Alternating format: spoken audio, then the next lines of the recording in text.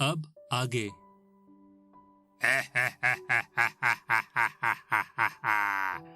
अब तुम में से कोई जिंदा नहीं बचेगा। उसके बाद वे सभी बंदर विलियम और उसके भाइयों पर हमला कर देते हैं।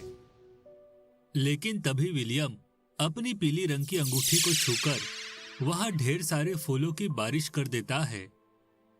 उन फूलों को देख सभी बंदर हैरान हो जाते हैं। लेकिन तभी एक एक कर सारे फूल बंदरों को अपने अंदर जकड़ लेते हैं। इस तरह वे सभी बंदर फूलों के अंदर कैद हो जाते हैं।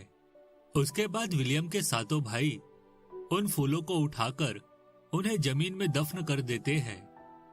इस तरह एक साथ उन सभी बंदरों का खात्मा हो जाता है।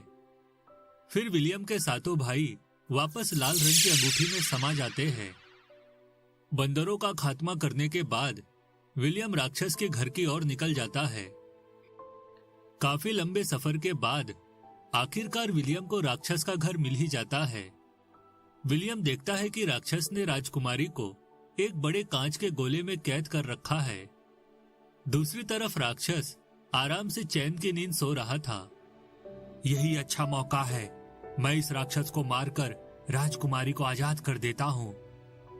लेकिन जैसे ही विलियम राक्षस को मारने के लिए आगे बढ़ता है कि तभी एक बड़ा बिच्छू विलियम पर हमला कर देता है। विलियम भी बिच्छू के साथ लड़ने लगता है। तभी राक्षस की नींद खुल जाती है। अच्छा, तो तू यहाँ राजकुमारी को बचाने आया है, लेकिन तूने यहाँ आकर बहुत बड़ी भूल कर दी बच्चे। अब मेरा जहरीला बिच्छू तुझे नहीं छोड़ेगा। बिच्छू विलियम को अपना जहरीला डंक मारने लगता है। यह देख विलियम को बहुत गुस्सा आता है और वह अपनी सफेद रंग की अंगूठी को छूकर वहां ढेर सारे बड़े बड़े चाकू प्रकट कर देता है। फिर वे सभी चाकू एक साथ बिच्छू पर हमला कर देते हैं। देखते ही देखते बिच्छू के शरीर के टुकड़े हो जाते हैं और वह मारा जाता है। ये देख दुष्ट राक्षस, मैंने तेरे जादुई बिच्छू को मौत के घाट उतार दिया है। अब तेरा भी यही अंजाम होगा। विलियम के इतना कहते ही सारे चाकू राक्षस को मारने के लिए उसकी ओर बढ़ने लगते हैं।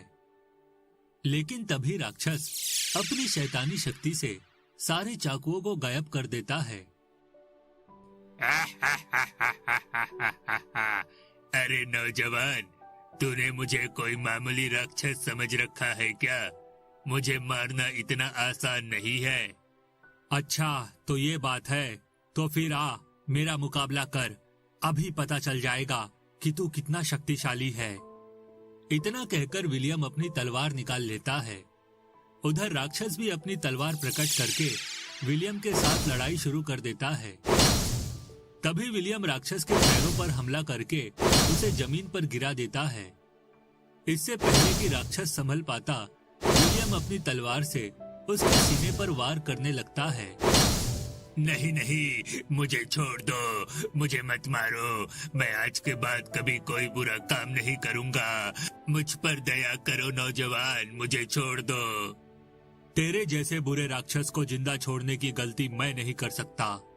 चल मरने के लिए तैयार हो जा। इतना कहकर विलियम राक्षस की गर्दन काटकर उसे जान से मार देता है।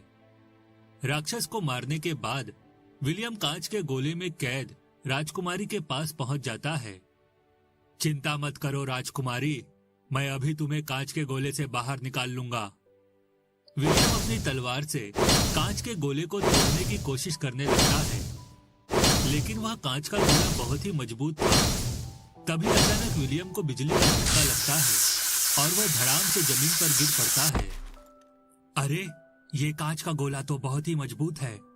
लगता है इसे तोड़ने के लिए मुझे अपने भाइयों की मदद लेनी पड़ेगी। इतना कहकर विलियम लाल रंग की अंगूठी को छूकर अपने साथ जादुई भाइयों को वहां प्रकट कर देता है। फिर विलियम अपने काले रंग की अंगूठी को छूकर वहां बड़े बड़े हथौड़े प्रकट कर देता है। चलो, तुम सब हथौड़े उठाकर इस कांच के गोले को तोड़कर चकनाचूर कर दो। फिर विलियम के भाई हथौड़े से वार करके कांच के गोले को तोड़ने की कोशिश करने लगते हैं, लेकिन लाख कोशिश करने के बाद भी वह कांच का गोला नहीं टूटता। यह देख राजकुमारी घबरा जाती है। हे भगवान, लगता है ये कांच का गोला नहीं टूटेगा और मैं हमेशा के लिए इस गोले में कैद रहूंगी। नहीं नहीं राजकुमारी, ऐसा कभी नहीं होगा। तुम फिक्र मत करो, मैं अभी इस कांच के गोले को तोड़कर तुम्हें आजाद कर दूंगा। तभी उस गोले से थोड़ी दूर पिंजरे में कैद एक भालू विलियम से कहता है, सुनो बहादुर नौजवान, इस कांच के गोले को तोड़ने का सिर्फ एक ही तरीका है। जंगल के पूरब दिशा में मौजूद तालाब के बीचों बीच एक बहुत बड़ा जादुई कुआं है। उस कुएं के अंदर एक जादुई मछली रहती है। सिर्फ वही मछली इस कांच के गोले को तोड़ सकती है। तुम्हें किसी भी तरह उस तालाब के कुएं में जाकर उस जादुई मछली को यहाँ लाना होगा। फिर राजकुमारी के साथ साथ वह मछली मेरे इस जादुई पिंजरे को काटकर मुझे भी आजाद कर देगी। ठीक है, मैं अभी उस तालाब में जाकर उस जादुई मछली को पकड़कर यहाँ लाता हूँ। उसके बाद विलियम पूरब दिशा में मौजूद तालाब के किनारे पहुंच जाता है। वह तालाब बहुत ही विशाल था। तभी उसे तालाब के बीचों बीच एक चमकदार कुआं दिखाई देता है। विलियम तालाब में कूदकर तैरता हुआ उस कुएं के पास पहुंच जाता है। तभी विलियम देखता है कि उस कुएं के अंदर एक सुनहरी मछली तैर रही है। विलियम को देखते ही मछली उससे कहती है, देखो, तुम यहाँ से चले जाओ। तुम्हारी तरह कई लालची लोग मुझे पकड़ने के लिए यहाँ आए थे, लेकिन उनमें से कोई भी मुझे पकड़ नहीं पाया। मैं उन सभी लालची लोगों को मार के खा गई हूँ।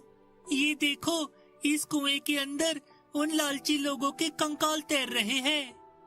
नहीं नहीं, मैं कोई लालची इंसान नहीं हूँ, बल्कि मैं तो तुमसे मदद मांगने आया हूँ।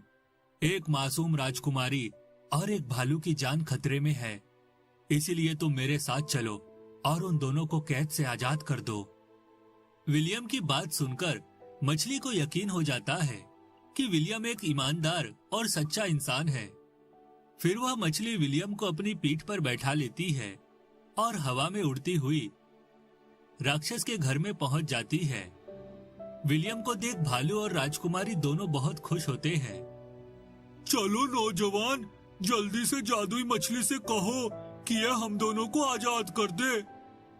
चिंता मत करो, मैं अभी तुम दोनों को आजाद कर दूंगी। उसके बाद वह जादुई मछली अपने नुकीले दांतों से भालू के पिंजरे को काट देती है और भालू बाहर निकल आता है। फिर जादुई मछली उस कांच के गोले पर वार करके उसे भी तोड़ देती है और राजकुमारी भी आजाद हो जाती है। मेरा काम खत्म हो गया, अब मैं यहाँ से वापस अपने कुएं में जा रही हूँ। इतना कहकर जादुई मछली हवा में उड़ती हुई वापस अपने कुएं में चली जाती है। उधर विलियम राजकुमारी को लेकर वापस उसके राज्य पहुंच जाता है। राजकुमारी को जिंदा देख महल में मौजूद सभी लोग बहुत खुश होते हैं। फिर अपने वादे के अनुसार राजा विलियम और राजकुमारी की शादी करवा देता है। अगर आप इस कहानी का अगला भाग देखना चाहते हैं तो हमें कमेंट करके जरूर बताएं।